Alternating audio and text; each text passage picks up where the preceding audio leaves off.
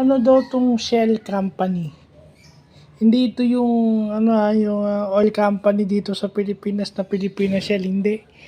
Ito yung company na walang physical business operation. Kumbaga on paper lang sila. Okay, kumbaga yung mga papel lang, wala silang hindi registered sa SEC, hindi siya registered sa DTI, kumbaga dito sa Pilipinas.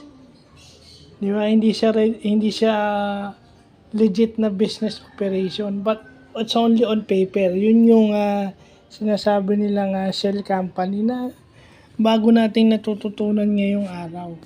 Kasi may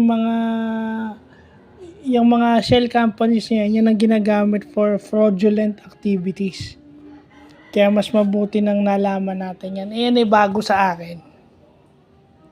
I never remember that being tackled in a graduate school class, pero mabuti ng extension. Okay, mabuti ng extension yan, mabuti ng dagdag knowledge yan na alam natin. Kasi pag sinabing Shell pag sinabi mong Shell, alam mo yung gasoline station eh.